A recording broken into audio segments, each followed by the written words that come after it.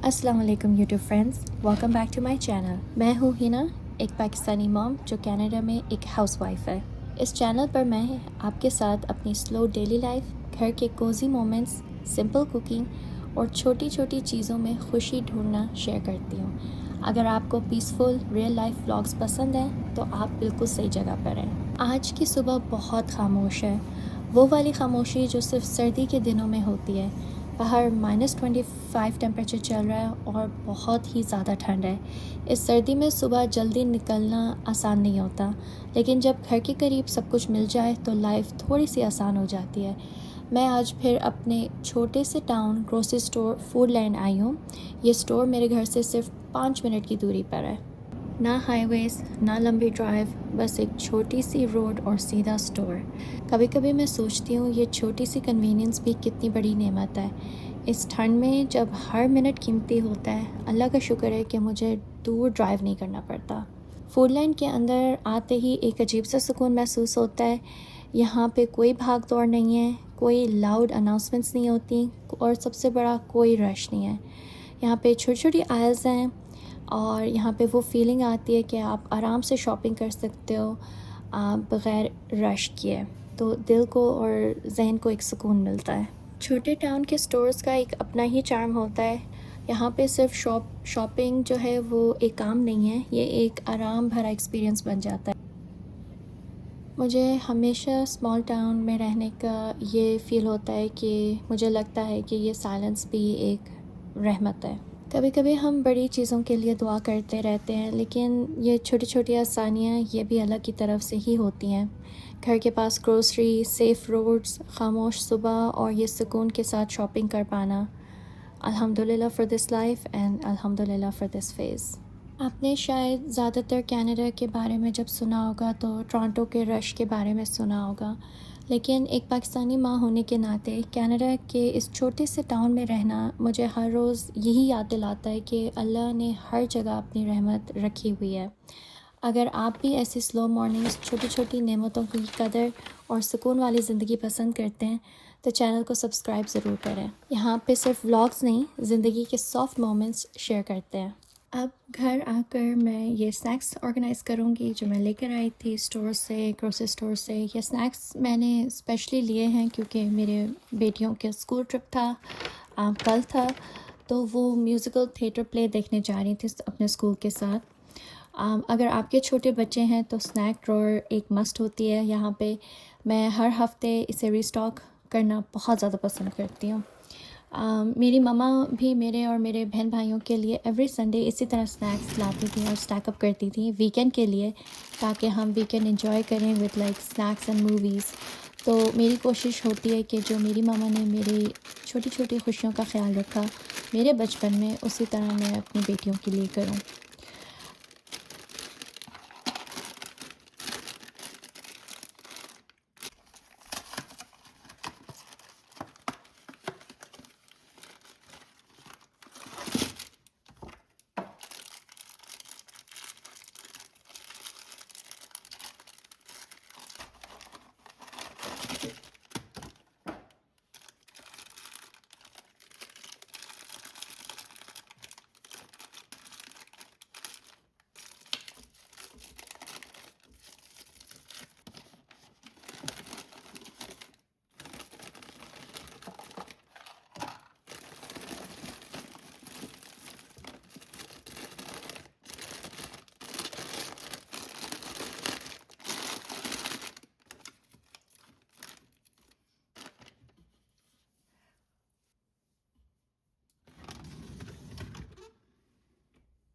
बाहर अभी बहुत ज़्यादा ठंड है, -25 में ऑनेस्टली घर से निकलने का बिल्कुल दिल नहीं करता। ऐसे वेदर में एक चीज़ ज़रूर चाहिए होती है, कॉफ़ी।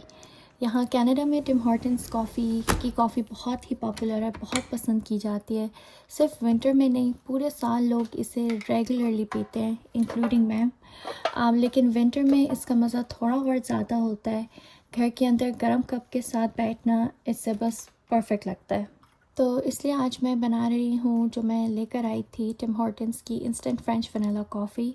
आपको, अगर आपने मेरे पिछले 2-3 व्लॉग्स देखे हैं तो आपको पता होगा कि इंस्टेंट कॉफ़ीज़ और इंस्टेंट ड्रिंक्स मुझे काफ़ी पसंद हैं। जो लोग पाकिस्तान में हैं उनके लिए शायद ये थोड़ी सी न्यू इंफो हो सकती है पाकिस्तान इंडिया में, या शायद नहीं भी। आपने अब तो टिम हॉर्टन्स इतना फेमस हो चुका है थ्रू यूट्यूब और वैसे भी कि हर किसी को इसके बारे में वैसे पता ही होता है।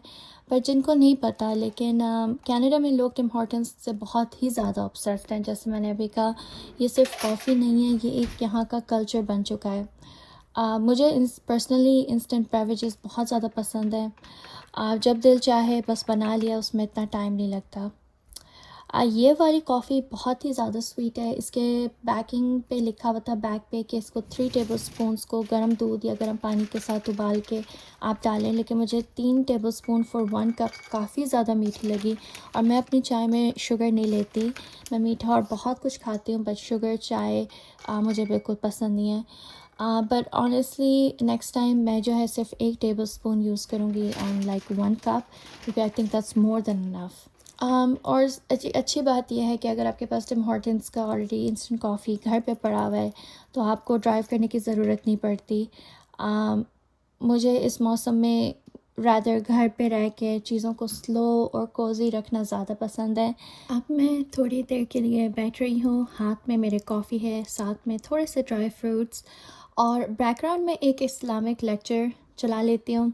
मुझे वैसे आराम से सुकून से बैठ के तिलावत सुनना ज़्यादा पसंद है विद इंग्लिश ट्रांसलेशन, बट कभी कभी मैं स्विच अप करने के लिए इस्लामिक लेक्चर्स भी सुन लेती हूँ। और आजकल एआई की वजह से और भी ज़्यादा इंटरेस्टिंग हो गया है और इजी टू अंडरस्टैंड है लेक्चर्स। जैसे जब शब बारात आई थी, तो उस पे जो वाक़या हुआ था और कैसे हुआ था, वो बेटियों को दिखाना और समझाना काफ़ी ज़्यादा इजी था। इतना इजी हो गया कि उनको समझ पे भी आया, उन्होंने इन्जॉय करके वो 10-12 मिनट की वीडियो देखी भी, और फिर क्वेश्चंस भी वो पूछती हैं जिनका आप फिर आराम से जवाब भी दे सकते हो। इतना अच्छा एक 10 to 15 मिनट्स का वो एआई वीडियो थी, और इतने अच्छे तरीके से समझाया गया कि अब मुझे नहीं लगता कि वो लाइफ में शब बारात कभी भी भूलेंगी। और मुझे ऐसा लगता है कि बच्चों के साथ टाइम निकाल के बैठ के इस्लामिक नॉलेज शेयर करना बहुत ज़्यादा ज़रूरी हो गया आजकल के ज़माने में, ताकि उनके दिमाग और दिल दोनों साफ़ रहें।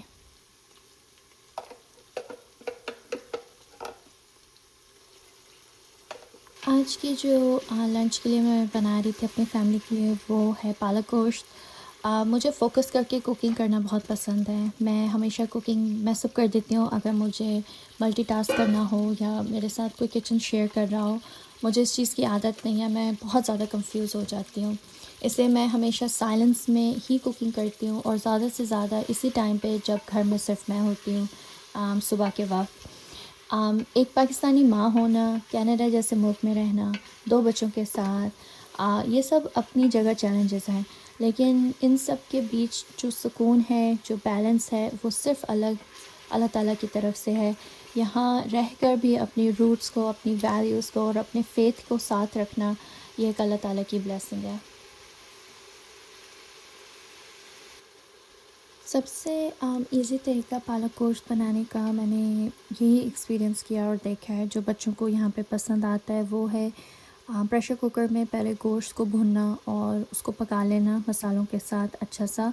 उसके बाद उसमें पालक ऐड कर लेना। मैं जो है वो फ्रोज़न पालक लेकर आती हूँ, मैं फ़्रेश नहीं लेकर आती। यहाँ पे हर चीज़ फ्रोज़न, साफ़ सुथरी कटी हुई मिल जाती है, जो कि बहुत ज़्यादा टाइम सेव करती है माँओं के लिए आजकल, मुझे लगता है। तो वो फ्रोज़न स्पिनच जो है वो फिर मैं बाद में ऐड कर लेती हूँ। उसको गोश्त के साथ भून लेती हूँ हल्का सा, और आपका पालक लिटरली 20 to 30 मिनट्स में रेडी हो जाता है। तो बाकी टाइम जो है आपका फिर काफ़ी ज़्यादा बच जाता है इस मामले में, क्योंकि आप गोश्त को प्रेशर में गला रहे हो, जो कि हमारा यहाँ पे जो गोश्त है, मैं हम जो लेकर आते हैं, वो मोस्टली अगर आप डीफ्रॉस्ट करके निकाल देते हो, फ्रीज़र में रखा हुआ होता है, तो 15 से 20 से 25 मिनट लगते हैं उसको गलने में। और साथ आप पालक डाल दो, रेडी करके रखो फ्रीज़र में से, अगेन उसको थॉ करने के लिए तो अनदर मे बी 10 मिनट्स उसको लगते हैं। तो टेक्निकली 35 मिनट्स में आपका पालक गोश्त रेडी हो जाता है, और इतने मज़े का बनता है। रोटी के साथ इस पर घी या बटर वाली रोटी के साथ ये और भी अच्छा लगता है। मेरे बच्चों को जो है वो ज़्यादातर खाली रोटी, उनको घी पसंद नहीं है, तो खाली रोटी के साथ वो खाते हैं और फिर पराठों के साथ पालक गोश्त बहुत मज़े का लगता है। ये one of those again dishes है जो जिस तरीके से मामा ने हमें आदत डाली थी उसी तरह मैं अपनी बेटियों को आदत डालने की कोशिश करती हूँ। मुझे तो रोटी पे बटर और घी बहुत ज़्यादा पसंद है देसी तरीके से, बट बच्चों का यहाँ पे थोड़ा सा डिफरेंट तरीका खाने का, बट एंजॉय करके काफ़ी खाते हैं पालक गोश्त। बच्चे अगर फ्लेवर्स उसमें अच्छे हों, स्पाइस उसमें कम हो तो काफ़ी मज़े का ये बनता है। और ये रेसिपी जो है ये बिल्कुल बच्चों के हिसाब से परफेक्ट है।